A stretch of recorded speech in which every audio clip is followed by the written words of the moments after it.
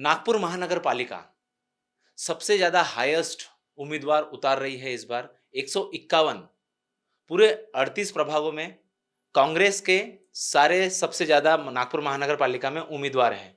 हम देखते हैं कि ये जो 9 सालों के बाद इलेक्शन हो रहा है तो जनता तो काफी त्रस्त है और बीजेपी ये आरोप लगाती है कि कांग्रेस पूरी तरीके से निस्तनाबूद हो जाएगी, इलेक्शन में पूरी तरीके से खत्म हो जाएगी। इस पे क्या कहेंगे? सबको नमो बुद्धाय, जय भीम। परिचय दें। मैं प्रभाग 33 से अगट से इलेक्शन लड़ने जा रहा हूँ, एससी पुरुष में से। सबसे पहले तो जो कांग्रेस के उम्मीदवार सब सक्षम हैं और आप बीजेपी के प्रश्न में हमारा उत्तर छुपा हुआ है कि 9 साल बाद वो इलेक्शन लेने जा रहे हैं। अब अगर 9 साल बाद अगर इलेक्शन लेने जा रहे हैं बीजेपी, तो कैसे कांग्रेस खत्म होंगी? कांग्रेस एक सोच है, कांग्रेस आज़ादी है, कांग्रेस क्रांति है। और इस क्रांति की सोच भारत के 2000 वर्षों का इतिहास हम बहुत नज़दीक से देख रहे थे। एक क्रांति करने वाला समुदाय है, एक समझ रखने वाला समुदाय है। अब ने देखा कि पूरे भारत के आसपास इतने ज़्यादा जेन ज़ी का आंदोलन हुआ, लेकिन नागपुर में पूरे भारत में संयम रखा गया। नागपुर में तो वैसे भी एक समतावादी विचार, दीक्षा भूमि के विचार वाले लोग हैं। तो मैं देखता हूँ कि इस बार सारे महानगर पालिका में, खासकर प्रभाग 33 में, सारे जनता का मन बना लिया है कि अगर इस बार इलेक्शन हुए तो हुए, अगली बार इलेक्शन भी नहीं होंगे, इसलिए इस बार ही कांग्रेस को चुन के देने वाले हैं। ये उनका निर्धार पक्का। और उसमें से प्रभाग 33 के हमारे चारों उम्मीदवार, मैं जैसा प्रभाग अ से लड़ रहा हूँ, मच्छिंद्र रामराव सावड़े एससी पुरुष में से, ब गढ़ से हमारे भाई मनोज गावंडी जी लड़ रहे हैं, क गढ़ से हमारी बहन शीला तराड़े जी चुन चुन लड़ रही है, और ड गढ़ से रोशनी चंदेल। और चारों ही कैंडिडेट पूरे चारों एरिया के हैं। यानी चारों एरिया के अगर उम्मीदवार देने से होता क्या है कि चारों उम्मीदवार चारों एरिया से हमको वोट अच्छा मिलने जा रहा है। और हमने सामाजिक, जातीय और एरिया का भी बहुत माननीय विकास ठाकरे होंगे या अभिजीत वंजारी होंगे या गिरीश पांडु जी ने इतने, और माननीय हर्षदीप सपकाड़ साहब हाँ होंगे, जी। इन्होंने इतना अच्छे से वो बांधा है समा कि 4 कोने के 4 लोग देकर सारे 36 हाँ, राजनीतिक पक्ष मैदान में उतरे हैं। हाँ, 236 अपक्ष उम्मीदवार हैं। हाँ, 1000 से ज्यादा उम्मीदवार अपने यानी दावेदारी पेश कर रहे हैं। जैसे जैसे प्रचार हाँ, नजदीक आ रहा है, 15 तारीख तो शहर पूरा हाँ। राजनीतिक हो चुका है। क्या चुनौती देख रही है कांग्रेस, और स्पेशली आपके प्रभाग में आप क्या चुनौती देखते हैं? किन किन राजनीतिक पार्टियों से आपकी फाइट है डायरेक्ट? देखो जी बहु, अभी मेरे ही बैलेट पर एससी सर्वसाधारण में 13 उम्मीदवार हैं। मैं अब उसी की बात करूंगा जिसमें जिसका 1 साल 2 साल में समाज में काम नहीं, वो लड़ने जा रहा है। मैं कांग्रेस पार्टी का 30 साल से वर्कर हूँ, प्लस मैं समाज में पिछले 28-30 साल से काम कर रहा हूँ। तो भी मुझे सोच में पड़ता कि मैं किस तरह के समाज में सेवा कर पाऊंगा। मैं समाज में नागपुर दीक्षा भूमि नागपुर समिति का मैं अध्यक्ष रहा हूँ। मेरे पिताजी ने ही नागपुर शहर में भोजन दान की संकल्पना शुरू की है। और आपके चैनल में पहली बार बताने जा रहा हूँ कि जो रेलवे स्टेशन के ऊपर जो हाँ जी। बाबा साहब का जो फोटो है, वो मेरे भाई ने लगाया है। तो हमारी जो है समाज में इतने काम करने की ताकत है। हमने देखा कि बोध गया का आंदोलन, मैं पिछले 5 साल से बोध गया के आंदोलन में शामिल हूँ। हमारी सारी कौम इस क्रांति पर जुड़ी है कि समाज में कैसा अच्छा होगा। मेरी 3 पीढ़ियां भोजन दान में काम कर रही सर, और समाज को कैसा मदद कर पाए, तथागत गौतम बुद्ध के मार्ग पर कैसा चल पाए, तथागत जो शील दिया है उस पर कैसा चल पाए। इसलिए हमेशा मैं रोज रोज सीखने की कोशिश करता हूँ। और भगवान गौतम बुद्ध की आशीर्वाद बोलो, तथागत का आशीष बोलो कि मैं इतने सफलता से मुझे हर जगह इतना अच्छा रिस्पॉन्स मिल रहा है, क्योंकि सबको लग रहा है कि बॉय ये हाई स्कूल टीचर है, एमए इंग्लिश लिटरेचर है, और लोगों को संपर्क में रहता है। समाज में बुद्ध विहार हो या तुम्हारी गजानन महाराज की पालकी हो या हाँ तुलसा जी। भवानी की पालकी, सारे कार्यक्रम में शामिल होता हूँ मैं। सर्वधर्म समभाव की संकल्पना हमको कांग्रेस के से मिली हुई है। आपके प्रभाग में तकरीबन 20 साल 25 साल पुरानी बस्तियां भी हैं, जी, और हम देखते हैं धर्मपेट हो गया, हाँ, रामदास पेट हो गया, ये डिजिटल हो चुका है जी, पूरा। हाँ, एक मॉडर्न दिखता है हमको, और बीजेपी कहते हैं कि चारों दिशाओं में हाँ, एक प्रोग्रेस भी हुआ है। जी, क्या जी। आपके प्रभाग के साथ कुछ पक्षपात हुआ है, ऐसा लगता है? मेरे प्रभाग में तो बहुत पक्षपात हुआ है। मैं बारिश में, बहुत बारिश आई थी सर हमारे एरिया में, तो मेरे घुटने के ऊपर पानी था। कौन से एरिया? तो जैसे कौशल्य नगर हो गया, रिपब्लिकन वसाहत होगी, जय भीम नगर हो गया, उसके बाद कुंजीलाल पेट हो गया, चंद्र नगर हुआ। तो कैसा ही अंबाजी से इधर का ये डाउन वाला एरिया है। तो घुटने तक पानी आया, पानी सीवेज नहीं, मैं खुद ही फावड़ा लेकर गया और जो रील डाला मैंने तो उसको कम से कम 50,000 लोगों ने देखा। तो कहने का मतलब है कि ये इनका जितने स्लम एरिया का पट्टे वाटा आज तक नहीं हुआ। ओसीडब्ल्यू में नल आता है भैया, 24 घंटे की बात होती है, लेकिन 2 ही घंटे नल आता और उसकी धार भी बहुत छोटी रहती। यानी पीने पानी की व्यवस्था नहीं है, मूलभूत व्यवस्था नहीं है। उनके घरों के सीवेज लाइन क्या हुआ सर जी हमारे एरिया में?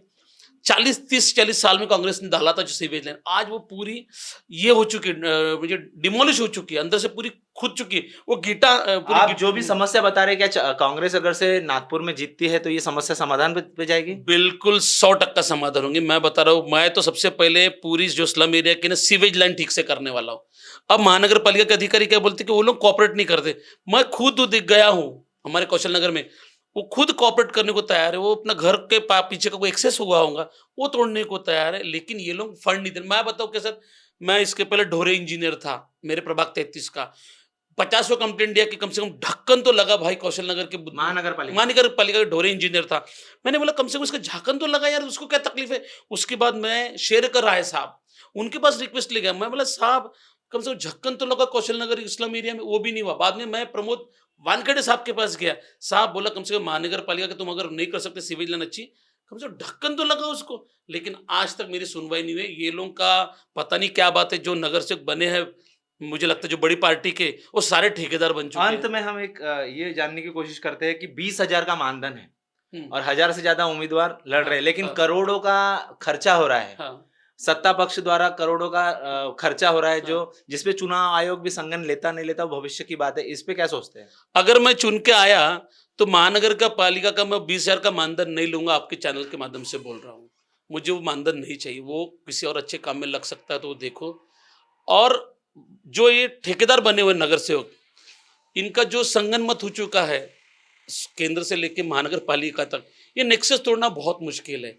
इसलिए ये लोग साम दाम दंड भेद से लगे हुए कि किस प्रकार से इनके नगर सेवक चुन के। मैं लेकिन आपको बताना चाहता हूँ कि सारा समाज, सारा प्रभाग 33 के सारे लोग क्रांति चाहते हैं। मैं लोगों क्या से मिल अपील रहा हूँ। करेंगे जनता से?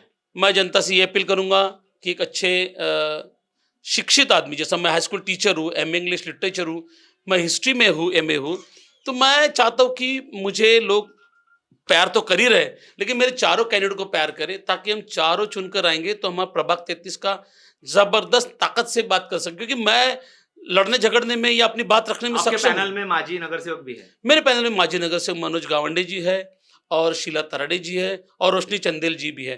तो ये चारों ही बहुत ताकतवर लोग हैं। ये महानगर पालिका में अपनी बात रखेंगे और वहां से फंड खींच के लाएंगे, ताकि महानगर पालिका में प्रभाग 33 का अच्छे से विकास हो सके। गताच्या कृपेने मी मागील पिछले 30 साल से काम कर रहा हूँ।